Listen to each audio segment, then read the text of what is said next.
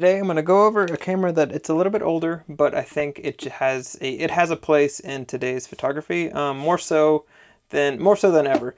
And that's going to be this film camera that we got on Amazon for about 200 bucks. It's the Canon ae1, and we've had it for a little over a year now, and I really like it. There are some things that I wish were a little bit different about it, but overall, I really think it's a really good entry level film camera. It's a fully manual camera, meaning that everything that happens with the camera you control. Like, it doesn't have autofocus, it doesn't have auto exposure or anything like that. Everything that you need it to do, you have to do like manually. That's literally what it's literally in the name. When we originally bought the camera, it actually came with this kit lens. This is I believe it's a 35 to 70 little zoom lens, f4, but we ended up getting this little nifty 50 off of Amazon for like, I think it was like 30 bucks or something like that. And it works great. We like it just because it's a lot smaller. Obviously this guy is a lot bigger. I do like this lens, but I just found that 50 mil for something like this, it's honestly kind of perfect. A couple of things about this specific camera. I believe it was made in the 60s, and you can attach a flash.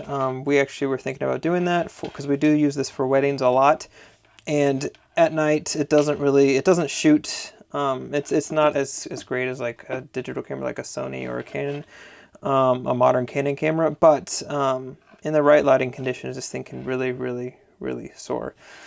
For this camera, the film that we have been using has been the Kodak Ultramax. It's ISO 400. So for film cameras, quick little introduction on film cameras. For film cameras, the ISO is baked into the film itself. So what you do to control exposure is you control the shutter speed and the aperture. So with this little green dial right here, this right here, is set to 400 because that's the ISO, and once you set that, then you just leave it.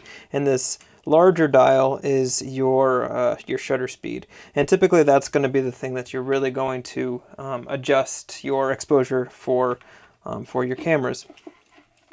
And then like you have like your traditional focus, and you can like change the focal lengths with this knob right here, and this is your focus. I actually think there is film in this guy, so I actually have to take the film out. So I'm going to do that live on camera. One thing about these cameras, and we actually asked a camera shop I think it was in North Carolina when we were there for work. One thing that we have noticed is this little battery door, because this viewfinder actually does have, it's called a light meter, and that tells you what you need to set your exposure to, like for your to get a properly exposed image. Some cameras don't have this, and you have to use an app or an actual dedicated light meter. This one happened to have it built into the viewfinder, which is incredibly easy, and it's pretty reliable.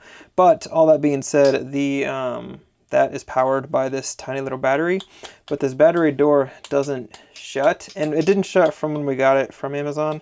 And we asked the lady that was working at the camera shop, and she said that's just a common thing for ae1s, and the problem is if we wanted to get this actually fixed, it would cost more than the actual camera, because it's just the way it's built. They'd have to take the entire camera apart. So she told us we could get a grip for it, but our cheap solution was just a hair tie that's just wrapped right there, and it works fine.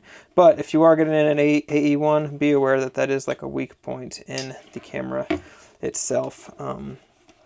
But again, that's not a huge thing for us, especially because it was like 200 bucks. I mean, it's not the worst. To actually unload this camera, first got to make sure the shutter's good. Okay, this is the shutter button, as you probably knew. When you want to get a new, actually, let me just take this apart, and then I'll tell you about how you actually like take a picture. To unload it, you're going to pull up on this little tab right here, and actually first we're going to make sure that this thing is actually wound. So I can't remember if it is wound or not. So what first thing I did was I pushed this button right here, and that released the film. So the film started on this side, and then it was pulled over to this side. So all the film is on this side right now, and this button released that film. And now I'm going to wind all the film back to this side by using this little doohickey. Yeah. So right now I'm winding the film to the other side of the camera so I can pull it out and put it in the container to get the film developed. Okay, it just released. So now all the film is out of here and is put back into the container on this side. So now I need to have this whole, I need to open this up, and to do that I'm going to pull this little tab and boom.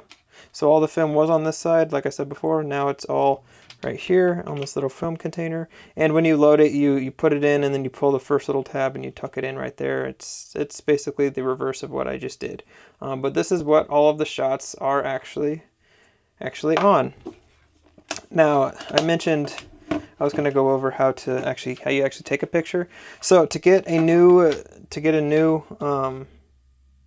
piece of film into the spot where the light's going to expose it, you pull this little, I don't know the technical term for this, but you pull this guy back like that. So now there's a new piece of film, if there was film in here, in that spot, and you just hit the shutter button when you're ready. And then you do it again, and that's how you operate this camera if you didn't know. It's pretty easy, honestly, once you figure out how to.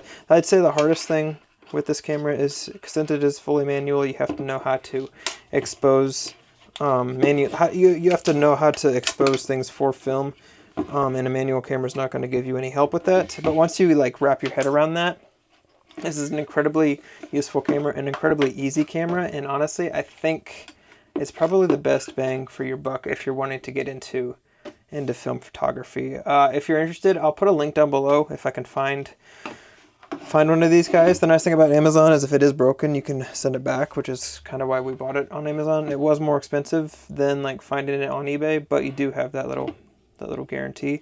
And if you actually shoot film, please let me know what you actually use. I would be interested, because we are looking at getting a digital film camera, just because it's a little more spontaneous. This, you have to really get good to get fast at it, and even then you have to really plan your shots out.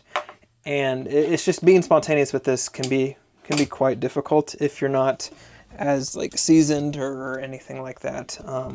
So all that being said, if you have any point and shoot film camera recommendations, I would be all for it, because yeah, I don't know, really good camera. If you're interested, there'll be a link down below. And with that, I will see you guys